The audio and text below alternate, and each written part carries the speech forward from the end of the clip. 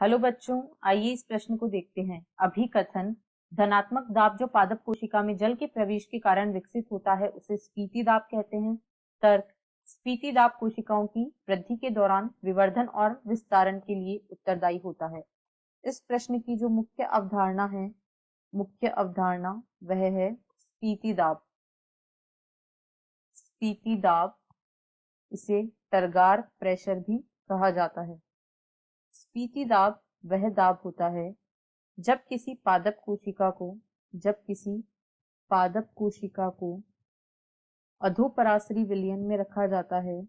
अधोपराशरी विलयन, ऐसा विलयन जिसकी सांद्रता कोशिका की सांद्रता की तुलना में कम होती है, ऐसे विलयन को अधोपराशरी विलयन कहा जाता है। जब पादप कोशिका को अधोपराशरी विलयन में रखा जाता है तो जल कोशिका में प्रवेश करता है। अंतःपरासरण के द्वारा जल कोशिका में प्रवेश करता है। इस प्रक्रिया को अंतःपरासरण कहा जाता है। इसकी वजह से जो रिक्तिका होती है, उसमें जल प्रवेश करता है। रिक्तिका फैलकर प्रोटोप्लास्ट या जीव द्रव्यक पर दबाव लगाती है। प्रोटोप्लास्ट यानी कि जीव द्रव्यक पर दबाव लगाती है और यह जीव द्रव्यक कोशिका भित्ति पर दबाव लगाता है।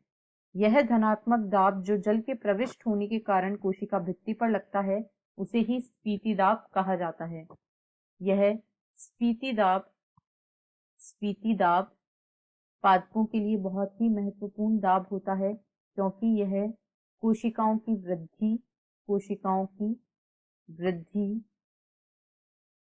की वृद्धि और उनके विस्तार के लिए आवश्यक होता है। वृद्धि व विस्तार के लिए उत्तरदायी या आवश्यक होता है। विस्तार के लिए उत्तरदायी होता है।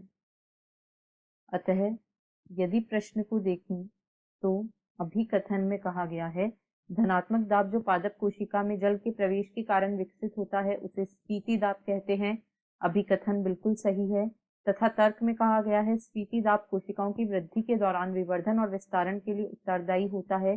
तर्क भी सही है, यानी दिए गए प्रश्न का अभिकथन व तर्क दोनों सही हैं, लेकिन जो तर्क है वह अभिकथन की व्याख्या नहीं कर रहा है।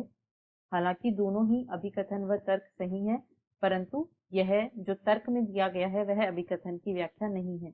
आशा है आपको प्रश्न समझ आया होगा। धन्यवाद।